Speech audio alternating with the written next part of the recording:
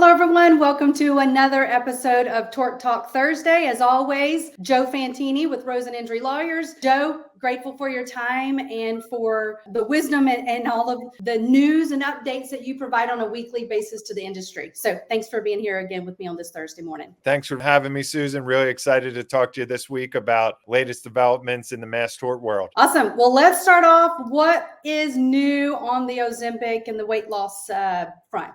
Ozempic is a mass tort that there's a lot of people excited about. Unfortunately, earlier this year, the judge overseeing it, Judge Prater, passed away. Since her death, we've had a lot of meetings with the new judge almost on a weekly basis. So the litigation's really moving forward, and we've got all the background details kind of worked out, the direct filing order, the plaintiff fact sheet, just finalizing the electronic discovery protocol. But we're looking forward to having with the judge and the court the Science Day coming up here in the fall. After that, we're honestly getting together some of our Bellwether cases. So for as many defendants and the issues, this litigation's going forward. We're feeling really good about it. One development I want to make sure everybody's aware of, there was a label change back in 2022. So any cases with gallbladder removal, be careful and double screen those because there could be an SOL argument. But overall, a couple hundred cases on file. The litigation's looking good. We'll have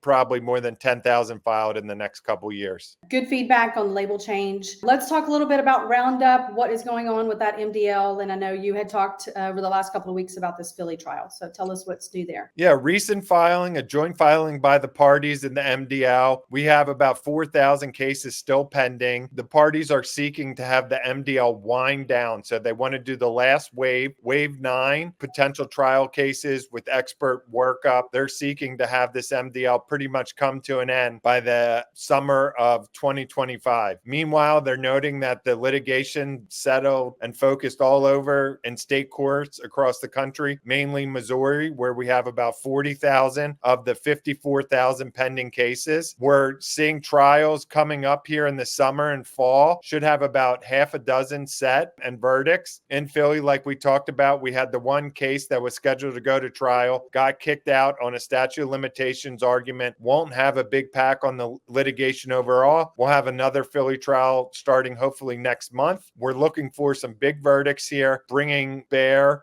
to the table to get these cases resolved. Hopefully by this time next year, keep getting Roundup cases. We really love that litigation.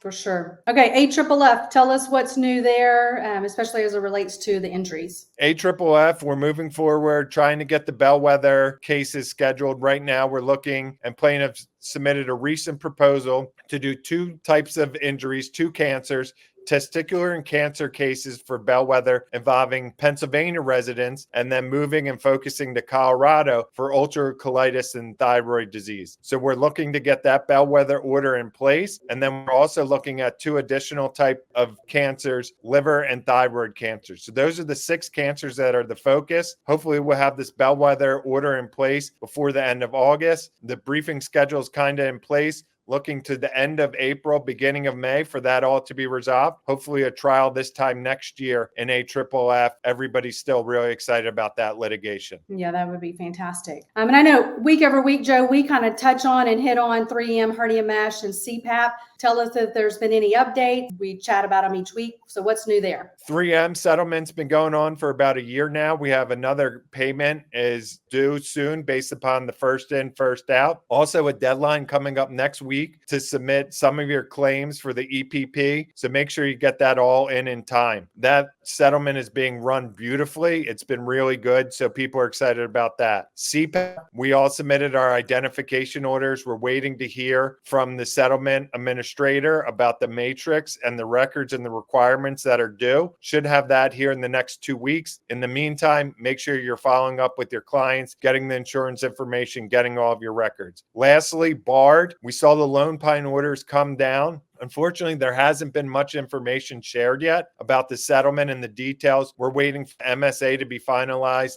and then the different law firms will be signing that. So get all of your records in order. A few firms are still taking new barred cases, but make sure you file those Lone Pine orders, and we'll keep you updated when we have more news on that. Well, Joe, as always, grateful again for your time sharing these updates and insights to the industry. And if you're a listener and you want to hear more from Joe week over week on Tort Talk Thursday, then subscribe to our channel below and have a great day. Thanks, Susan.